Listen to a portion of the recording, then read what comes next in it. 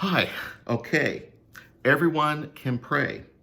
And this is the first chapter. And the first chapter is titled Everyone Can Pray, the introduction. And if you remember the old Dave Letterman show, he had a top 10 list. Well, Father Jim has a top 10 list. And it's the top 10 reasons why people don't pray. Top 10 reasons why believers don't pray. And this top 10 list is wonderfully exhaustive. It starts on page 3 and goes to page 9. And I'm not going to bullet point everything in there because you all have read that. But I'm gonna just kind of list the top 10. We'll do it like Letterman.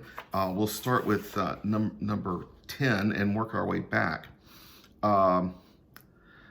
And the top 10 reasons why people don't pray is they fear change. That's number 10. They fear what God will do to them.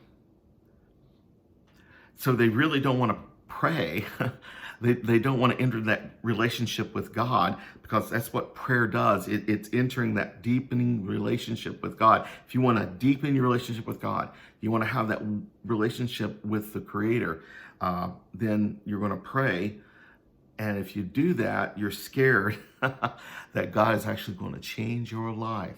So they fear change. They fear the possibility that God will ask them to do something, maybe actually change their attitude or change their life. They fear change. That's number 10. Number 9. The number 9 reason is they're lazy. Oh, just don't get around to doing it.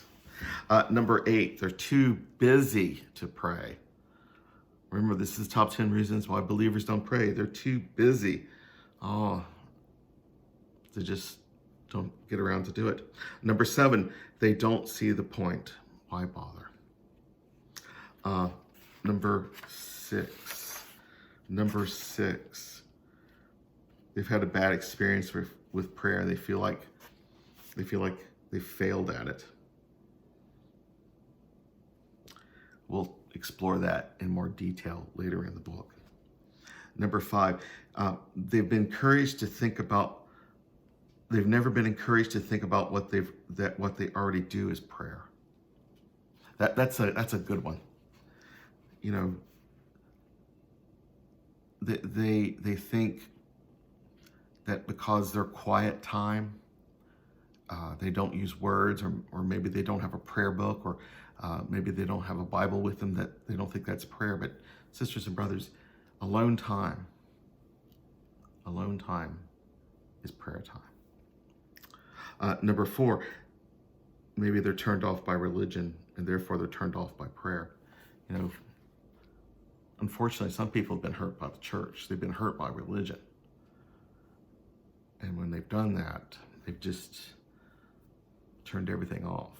And when they've turned everything off, they've turned off that divine channel where they could talk to God and get solace. Number 3, they've been told they've been doing it wrong. Oh, that breaks my heart. That breaks my heart. Number 2, they consider prayer reserved for the holy people. Their sisters and brothers, that prayer is for everyone.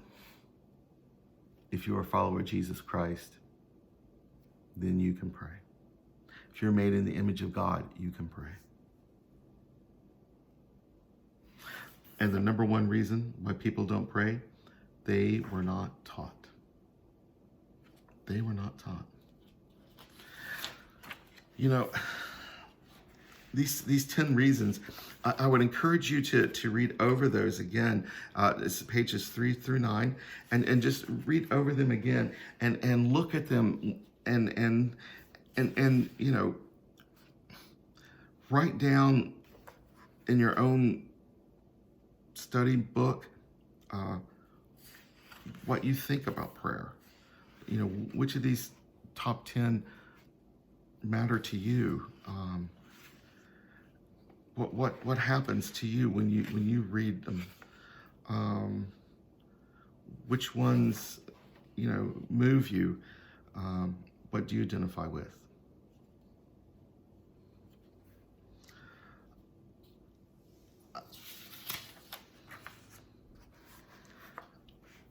I think the one about change is the scary one for me, because I think that is the one that people are most fearful of. Because when you enter this deepening relationship with God, God will change you. As you walk closer and closer with Christ, Christ will change you. So, sisters and brothers, this is the highlights of the first chapter. We'll move on to chapter 2 in the next video. But I encourage you to reread chapter 1. Ponder that top 10 list. What does the spiritual director that Father Jim is move you to find the words that are speaking to you right now? For me, it's number 10. It's change. I'm a little scared that Christ is calling me to change. Pray for me to have the courage to listen. All right, on to the next video.